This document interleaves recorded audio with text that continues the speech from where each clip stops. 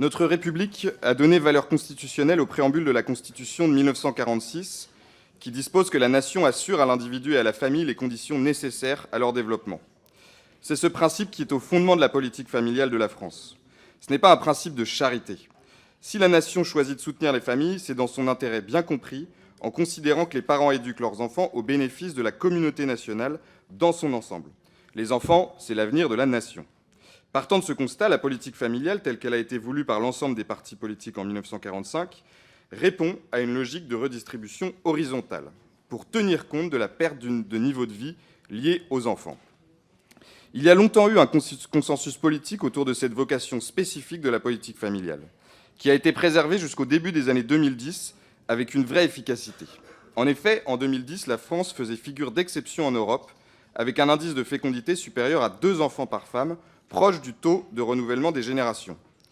Mais il y a eu une rupture majeure sous le quinquennat de François Hollande. Entre 2012 et 2017, on a pris le prétexte de vouloir renforcer la politique sociale pour abîmer la politique familiale, sans pour autant améliorer la situation des familles pauvres. Par exemple, nous n'avons pas ouvert droit aux allocations familiales pour le premier enfant, ce qui aurait été une véritable mesure sociale, car on sait que les foyers qui attendent leur premier enfant et les familles avec un enfant unique comptent parmi les plus précaires. Au lieu de faire cela, on a fait des économies sur le dos des familles. En 2013, on a abaissé le plafond du quotient familial de 2 336 € à 2 000 €, en promettant qu'on s'en tiendrait là, de manière à ne toucher que les familles les plus aisées. Comme il s'est avéré que cette mesure rapportait beaucoup et que les familles ne protestaient pas, on est allé encore plus loin en 2014. Le plafonnement du quotient familial est passé de 2 000 à 1 500 €. Et qu'importe si les classes moyennes étaient massivement touchées, après tout, elles percevaient les allocations familiales et c'était bien suffisant. Sauf qu'en 2015, on a décidé de mettre fin à un principe fondamental de la politique familiale, qui est l'universalité des allocations familiales. Désormais, ces allocations seraient modulées en fonction du revenu. On a promis que ça ne toucherait que les riches, mais en réalité, à nouveau, on a percuté massivement les classes moyennes. Avec des salaires de 2 700 € par mois avec 2 enfants, on voyait ces allocations divisées par 2. Soyons honnêtes, nous le savons tous, à ce niveau de salaire avec 2 enfants, c'est sûr qu'on n'est pas à plaindre, mais on ne peut pas dire non plus qu'on est riche. On a donc été confrontés à 3 mensonges sous le quinquennat de François Hollande. Premièrement, on nous a assuré que les coûts portés à la politique familiale ne toucheraient que les riches. Nous venons de voir à quel point c'était faux.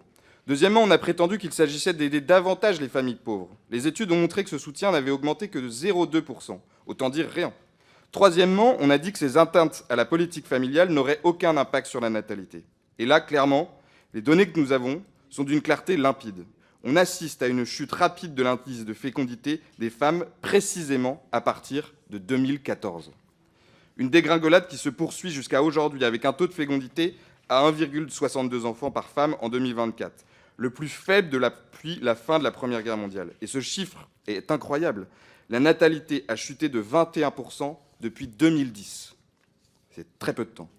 À travers mes auditions et dans mon rapport, j'ai approfondi les causes possibles de cette chute de la natalité. On assiste notamment à la montée en puissance d'un mouvement No Kids, porté par des femmes qui revendiquent leur liberté de ne pas avoir d'enfants. Les femmes sont libres de vouloir moins d'enfants ou de ne pas en vouloir. C'est leur droit le plus strict. Mais ce qui me gêne, c'est qu'on observe un écart très important entre le désir d'enfant, qui s'établit en moyenne à 2,3 enfants par femme, et un indice de fécondité à 1,62. Cela montre qu'on a une perte de liberté pour les couples qui ne peuvent plus avoir autant d'enfants qu'ils le souhaitent. Ça, c'est un véritable problème de liberté. Et c'est là que les enjeux financiers liés à la politique familiale prennent toute leur importance. Nous savons les difficultés considérables auxquelles sont confrontées les familles aujourd'hui, particulièrement les familles pauvres et de la classe moyenne, pour loger, habiller, nourrir, faire garder et éduquer leurs enfants. Dans la Creuse d'où je viens, c'est la moitié des familles, 48 %, qui n'ont pas autant d'enfants qu'elles le voudraient. J'observe au passage que la chute de la natalité sert de prétexte à la rétractation du service public, qui est particulièrement importante et impressionnante en milieu rural. C'est dur pour les familles aujourd'hui, et ce qui vient renforcer ces difficultés, c'est qu'elles ne se sentent plus portées par le collectif. Les mesures du quinquennat Hollande ont sapé la confiance dans la politique familiale, qui apparaît instable, complexe, incertaine. Le facteur majeur de la dénatalité aujourd'hui, c'est la perte des confiances des familles. C'est là-dessus que nous devons agir. À côté de la liberté de ne pas avoir d'enfants, qui est bien protégée en France, nous devons garantir la liberté d'avoir des enfants pour les couples qui le souhaitent, au bénéfice de toute la communauté nationale. C'est la raison pour laquelle j'appelle avec ma proposition de loi à 3 mesures qui auront un impact financier immédiat pour les familles et qui revêtent une portée symbolique très importante pour créer un choc de confiance. 1. Le rétablissement de l'universalité des allocations familiales pour revenir à la logique initiale de la politique familiale et aussi pour simplifier, on en reparlera, car la gestion des allocations est devenue d'une complexité sans nom pour les caisses avec la modulation. L'ouverture des allocations dès le premier enfant pour tenir compte des évolutions de la société française, pour aider les jeunes foyers qui sont les plus précaires à avoir leur premier enfant et pour mieux soutenir les familles pauvres qui sont plus représentées par les familles d'un seul enfant. 3. Le rétablissement du plafonnement du quotient familial à son niveau de 2012 pour alléger la pression sur les classes moyennes, qui sont aujourd'hui celles qui ont le moins d'enfants. Je pense qu'il faudra aller beaucoup plus loin, notamment sur la question du mode de garde, la conciliation entre vie de famille et vie professionnelle. Mais je vous encourage déjà à poser cette première pierre pour marquer le réinvestissement de la nation dans sa politique familiale. Je vous remercie.